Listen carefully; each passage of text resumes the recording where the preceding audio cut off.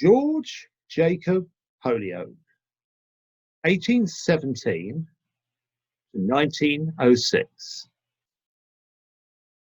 Hi, it's r.w.forder again.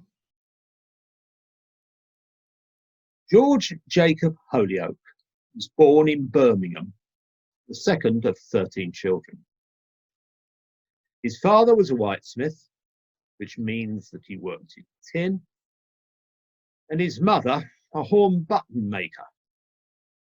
Like Paine and Carlyle, his background was that of an artisan. George Jacob received a basic education to the age of 8 before joining his father's trade. At the age of 19, he began attending evening classes at the Birmingham Mechanics Institute and became acquainted with the pioneering socialist ideas of Robert Owen, and of course, he also read Thomas Paine. In 1837, he joined Owen's Association of All Classes, of All Nations. 2 years later, in 1839, he married Eleanor Williams. They soon had 2 daughters and 3 sons were to follow. He decided to become a teacher, but it seems his promotion was blocked due to his unorthodox ideas. Well, that was his story anyway.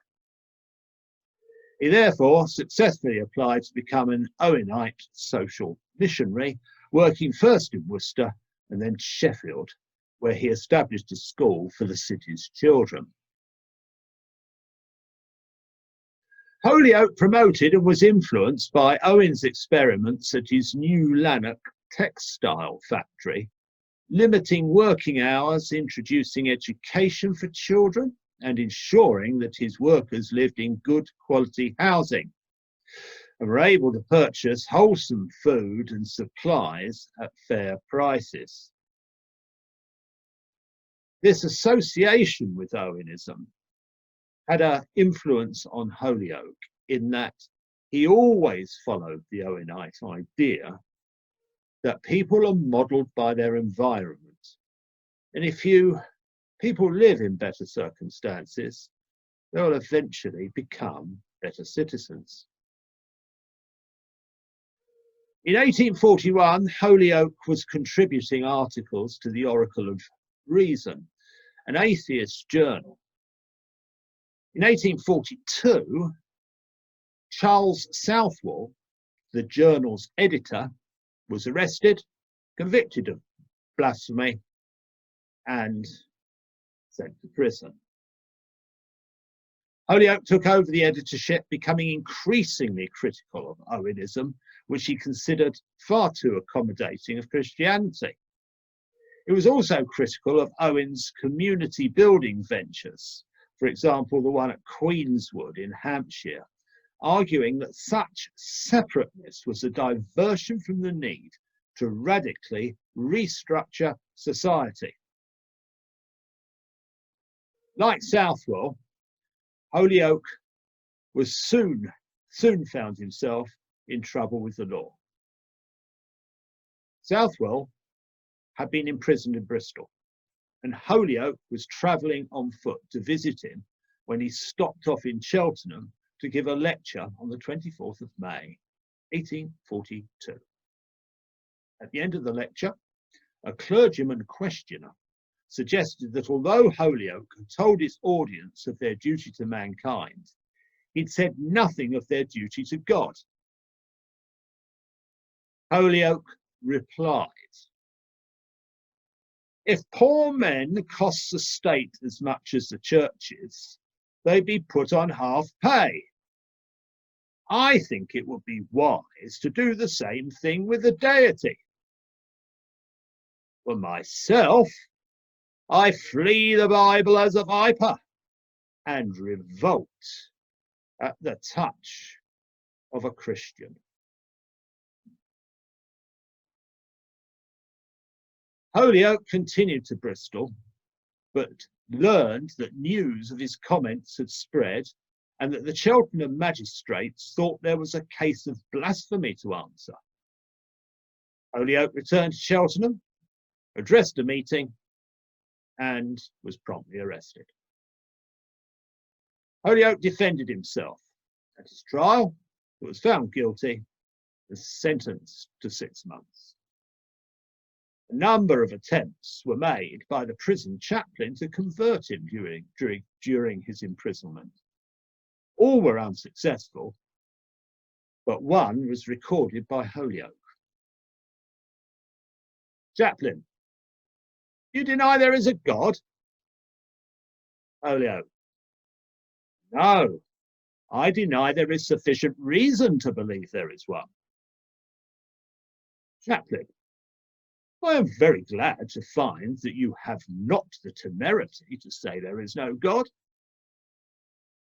Holyoake, and I am very sorry to find that you have the temerity to say there is one. If it be absurd for me to deny what I cannot demonstrate, is it not improper for you to assert so dogmatically what you cannot prove? While in prison, Holyoake was visited by Richard Carlile. This came as a surprise, as he'd been told Carlile was dead. Holyoake emerged from jail, a celebrity martyr. He had never been so popular. After his release, Holyoake started a journal called The Reasoner, which survived for some 15 years and became one of the most important working class journals of the 19th century. It also provides us with a record of many of the reformist activities of that period. Holyoake also became a member of the Birmingham Chartists, eventually becoming a member of the Chartist executive, but Chartism went into decline after 1848 and eventually collapsed. After 1848, Holyoake therefore helped found and became one of the leaders of the National Reform League, which endeavoured to carry on the campaign for political and constitutional reform. Holyoake also campaigned against the taxes on knowledge, as they were known. These were intended to make it difficult for subversive, seditious, blasphemous, and revolutionary ideas to spread. They became particularly significant after 1815, and then again after Peterloo, when the taxes on newspapers were extended in order to put them beyond the reach of working people.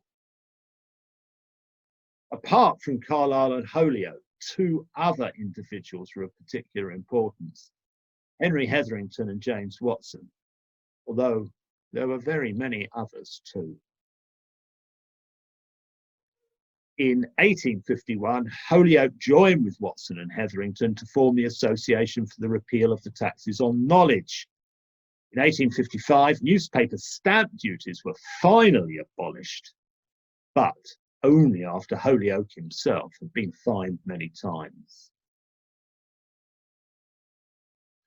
By 1853, Holyoake's Reasoner was selling around 5,000 copies a week, although its reach was probably much wider than that, as copies were handed on and there were readings sometimes of particular issues. In it, Holyoake criticised Christianity and suggested that it should be replaced by a belief system based on reason and science. Holyoake coined the term secularism as a name for this theory, and he described what he meant in the following way. Secularism is that which seeks the development of the physical, moral, and intellectual nature of man to the highest possible point as the immediate duty of life, which inculcates the practical sufficiency of natural morality apart from atheism, theism, or the Bible, which selects as its methods and proposes these positive agreements as the common bond of union, that all who would regulate life by reason and ennoble it by service. One of the reasons Holyoake generated his new term was that he considered atheism far too negative. For Holyoake, a key principle was freedom of thought and expression without interference from state or church. Although, from Holyoake's own definition, it could be seen that his view of secularism was broader than the way in which the term is often used today, and perhaps has much in common with the term humanism. Some thought this position a betrayal, as it diverted away from attacks on religion at a time when the established Anglican Church was widely viewed as repressive and as a kind of establishment thought police. In their minds, secularism and atheism were virtually synonymous. These divisions were very evident in the secularist or free thought movement and were one, among others, of the factors that led to Holyoake losing the leadership of secularism to the more militant, outspoken Charles Bradlaugh, of whom I will have much more to say in the future. As mentioned earlier, Holyoake was deeply influenced by the ideas of Robert Owen, including Owen's pioneering work on cooperation. Holyoake campaigned for the movement in the Reasoner and wrote Self-Help by the People, a book about the Rochdale pioneers. He had actually been present at the opening of the first cooperative store at Toad Lane, Rochdale. He also wrote The History of Cooperation in England, and thereby became effectively the cooperative movement's historian. Holyoake's contribution to cooperation was recognised by the naming of the Cooperative Union headquarters in Manchester, Holyoake House. Two other memorials to Holyoake are plaques on his residences at 36 Camelford Street, Brighton, where he lived from 1881 till his death in 1906, and at 4 Woburn Walk, just south of Euston Station, where he lived from 1850 to 61. This plaque was only recently unveiled.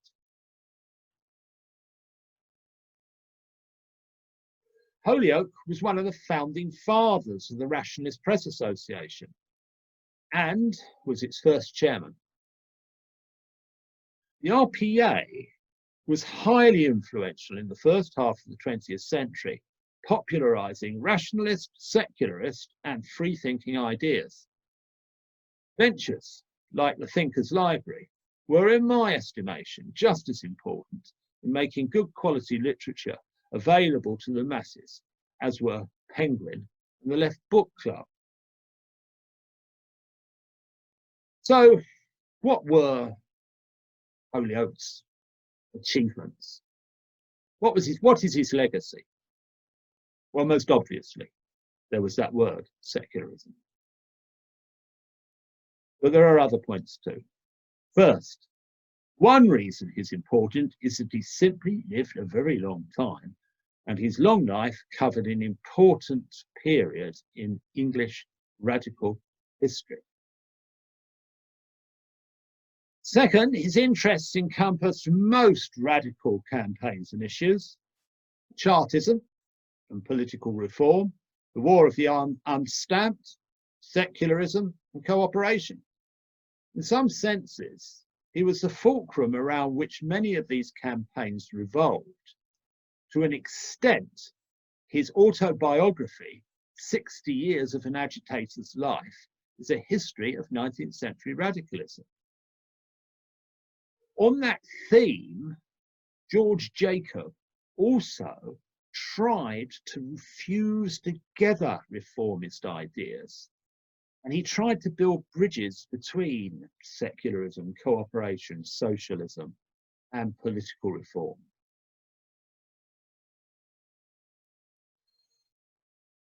Third, I think his main importance was that of a journalist, spreading, articulating, and developing the radical and reformist message. As well as his journals, he wrote over 160 books and pamphlets.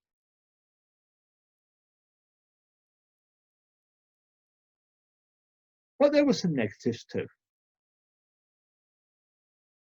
He was a poor public speaker with a thin, reedy voice in the days when the public meeting was one of the most important ways in which ideas were communicated. He wasn't a good organizer either.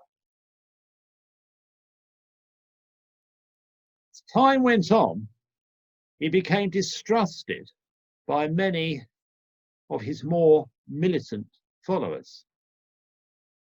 He certainly spent a lot of time cultivating his relationship with the powerful and the respectable. The pious William Gladstone was a particular target. His rivalry with Charles Bradlaugh, who effectively replaced him as the leader of British secularism, damaged the radical cause. A particular issue was Holyoake's failure to support Bradlaugh and Annie Besant over the publication of a birth control pamphlet entitled Fruits of Philosophy. Much more about this later and its significance.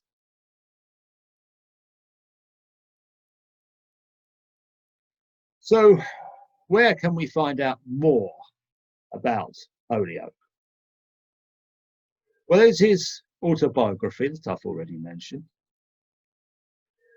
And there is Lee Grugel's George Jacob Holyoake, which is fairly recent.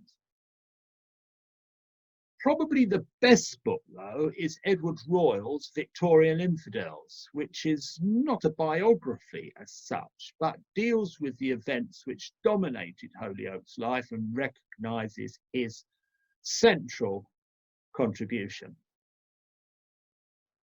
Interestingly, a Canadian, Ray R. Garnell, is currently writing a biography of Holyoake, due to be published early in 2021.